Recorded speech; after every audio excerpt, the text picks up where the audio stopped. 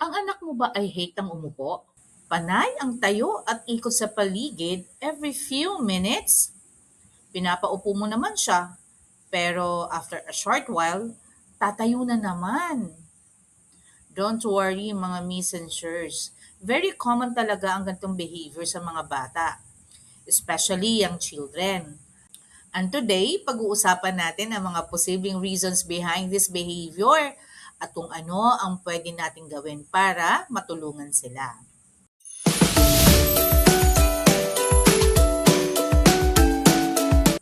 Hi everyone! Welcome back to my channel!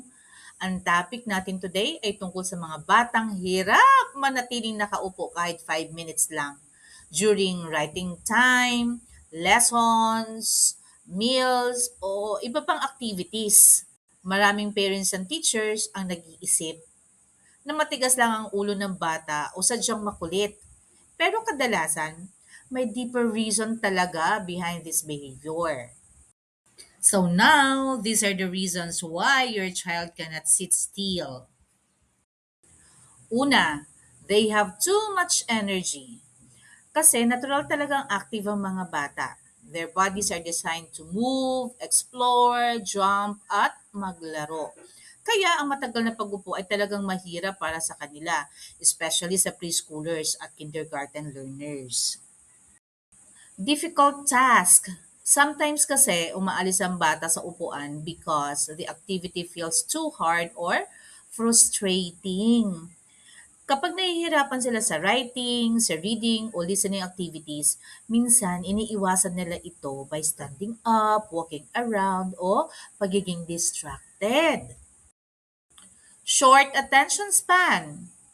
Natural talaga mga miss na ang mga bata ay maikli ang attention span compared sa adults.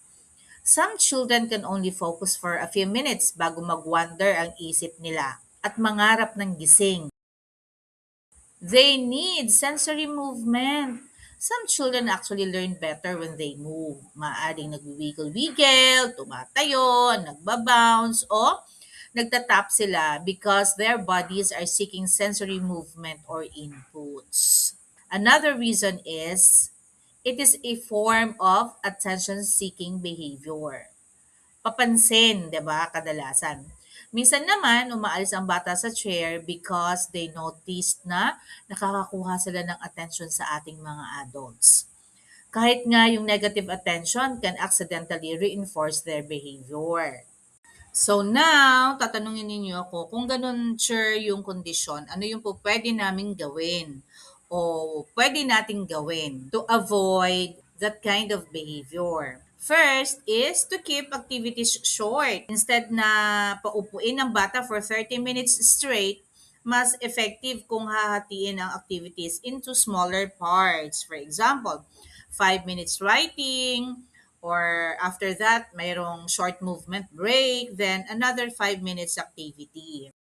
Next one is add movement before seated work. Before doing table activities, hayaan muna ang bata nung gumalaw. Dapat merong exercise, short exercise lang. Then they can stretch, jump, dance, o gumawa ng simple exercises.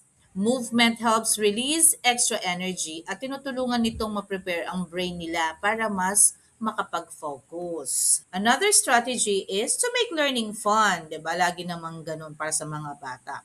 Kasi mas tumatagal ang pag-upo ng mga bata kapag enjoyable at engaging ang activity. Maaari tayong gumamit ng colorful materials, games, yung mga songs, hands-on learning, at positive encouragement. Next strategy is, of course, use positive reinforcement. Lagi, instead of always saying, oh, you sit down, go back to your seat. Let's try praising the behavior you want to see. For example, wow, nakaupo ka for 3 minutes. Good job or great job focusing, di ba? So, lagi nating sinasabi, positive words motivate children more effectively. And the last one is set realistic expectations. Tandaan natin mga messengers, young children are still learning self-control.